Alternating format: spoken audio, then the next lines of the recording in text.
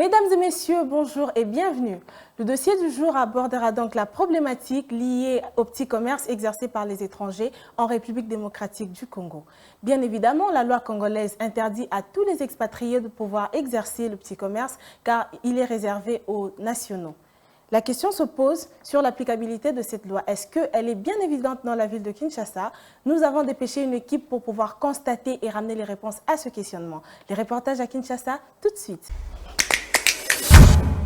Tout le petit commerce est, de par la loi, réservé aux Congolais. Tout y est dans cette loi du 5 janvier 1973 qui donne les précisions sur l'exercice des petits commerces en RDC.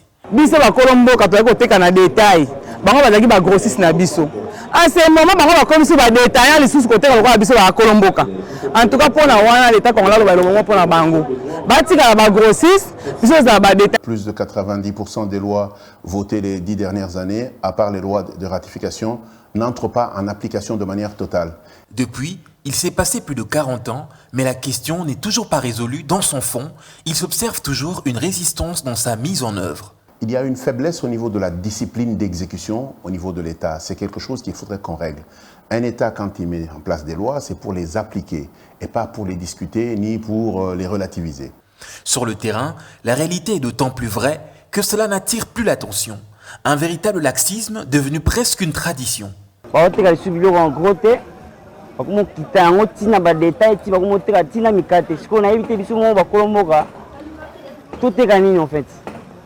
Mais alors, qu'est-ce qui justifie cette faiblesse du gouvernement dans le suivi des mesures d'application? Deux choses, la faiblesse au niveau de l'exécution et de la capacité d'exécution de l'État congolais et du contrôle.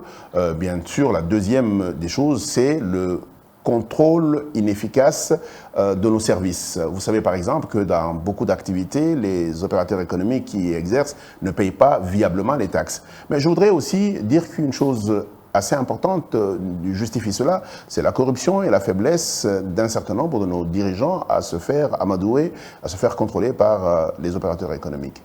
La question a toujours été abordée par les différents ministres d'économie, mais sans succès. Et la situation n'évolue toujours pas. C'est une situation qui met en difficulté les commerçants locaux et un suivi de la part du gouvernement les aiderait à mieux exercer leur commerce. Merci de nous avoir suivis et à la prochaine.